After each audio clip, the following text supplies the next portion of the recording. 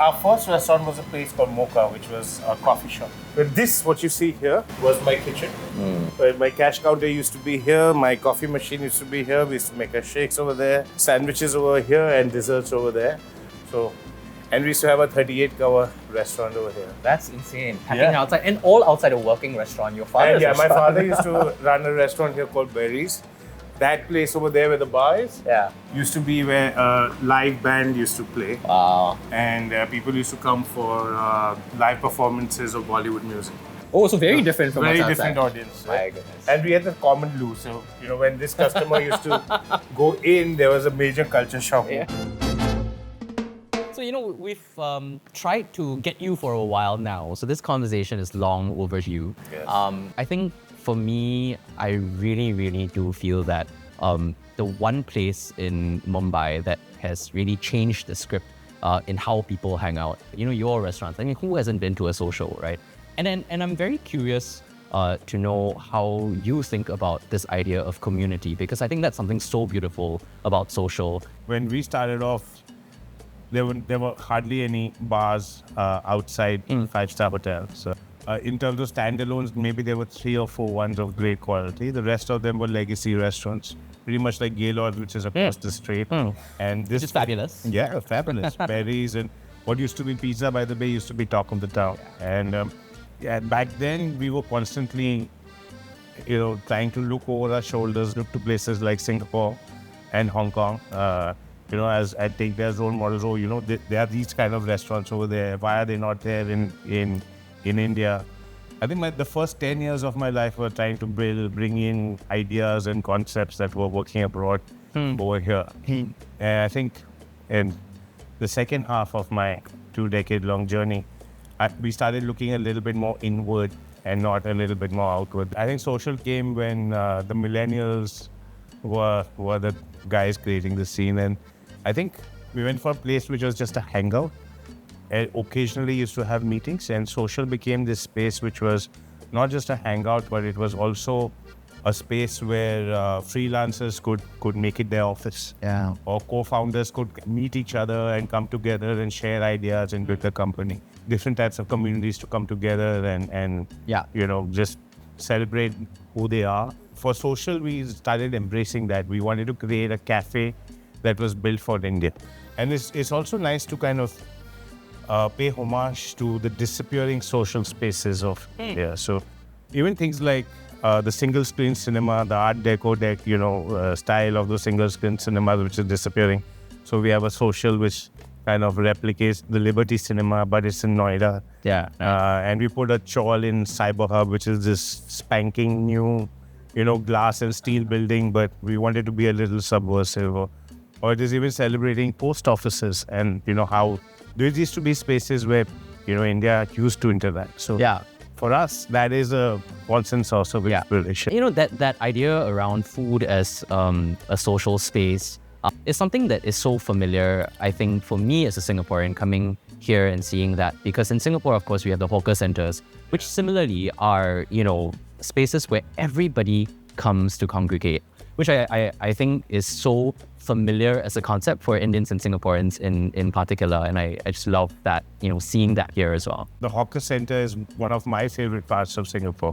I know for a fact that Singaporeans eat out more often than any other country in the world. That's so true. Yeah, I think the last time we did a statistic, we were told that Singaporeans eat out 65 times a month. I believe that. Yeah. Breakfast, lunch, dinner, many opportunities too. So more than 2 meals a day. Yeah. So it's such an important part of the culture of Singapore. I think no trip to Singapore is complete without going to a hawker center at least thrice. Okay, can I put you on the spot? At night, that's the space which you line up anyway. The one hawker center, if you only had one day, one meal. Tiong Bahru. Tiong Bahru? Yeah, that's the one I end up going to. But don't ask me to only eat one meal. No, multiple meals. We have established that. So eating out 65 times a month is multiple meals to begin with.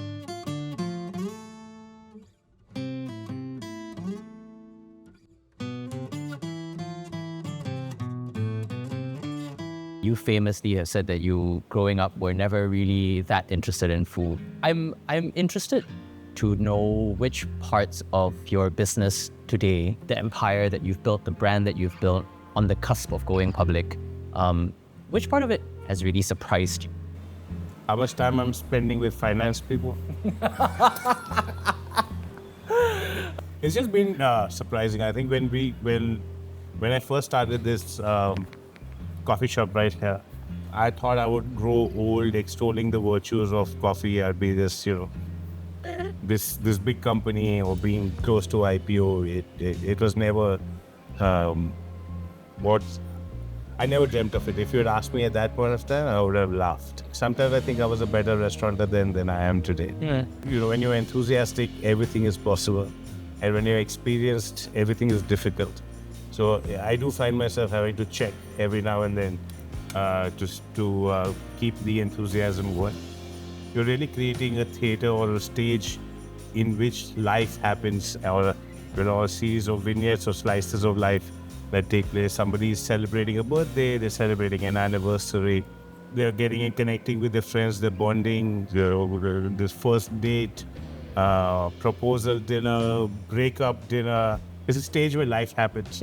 And you're almost like a background character in somebody else's movie. And every day I want to quit this business. And every day when I walk into a restaurant, You're like, damn it, not today. Yeah, It's not going to be today. You work so much with Singaporean bartenders, restaurateurs, mixologists, I'm curious to know, in Singapore, who's someone to you in the lifestyle space that you think stands apart from the crowd? Singapore has always been a source of inspiration. I remember the first time I had a McDonald's fry was at Singapore. Yeah? Yeah, I must have been maybe 7 or 8 maybe at that point of time. And from that moment I was like, wow, this city is great, the food over here is great. And Thanks, McDonald's. yeah, that's how it started.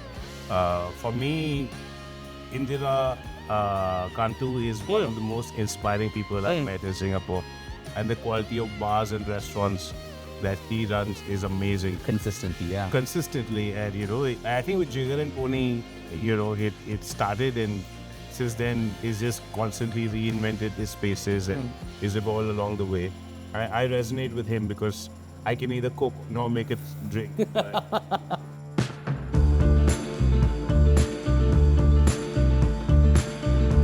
You also have many different ways of traveling because you do, on the one hand, the family traveling, when you spend a lot of time with your kids, wholesome family stuff. And then you also have the other side of, Riyaaz, the restaurateur, going all around the world and sort of, going to some of the best bars in the world, going to some of the best restaurants in the world. And what a trip is that for you? I mean, it's just like that disparity of experiences. Traveling is inspiring. It's not just the way I travel. Any kind of travel is inspiring. I think your senses are on hyper alertness and you're just taking it so much. Yeah. And it's really great to kind of see culture and just go a little deeper than the touristy spaces. Yeah. While you go to these fancy places, like when we were in Mexico, we went to the world's #1 bar. I think it was the Handshake Speakeasy. Yes. Stunning place. The next day I went to Pulqueria, which is, it's a local hooch place. Yeah. This kind of end of the spectrum where you get into the local dive bars and then in the slightly more fancy made for Michelin spaces. Next time I need to take you to the local dive bars in Singapore. I would love that. I would absolutely love that. I'm a big fan of the hooch. Yes, yes. I hope you're prepared for the Singaporean version of it. Is there? There is What is Singaporean hooch? So we have a long tradition of toddy in Singapore. Palm toddy? Palm toddy. Wow. But it's an extinct tradition, or almost extinct tradition. Now there are people who are bringing it back, and actually in really, really interesting sort of craft ways as well. Wow. But no, the dive bars, I think, in Singapore are truly where, again, a lot of people, in the F&B industry end up at the end of the evening because it's open till late, and, it's truly its own space. I have to bring you there now. Favorite place to go to recruit people? To go to recruit people? Yeah. It's the last train and these Janta bar spaces. I love that. Yeah.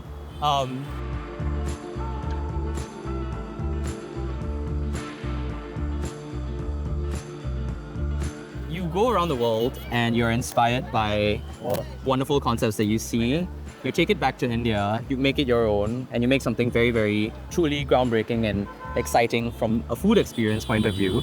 What do you eat at home?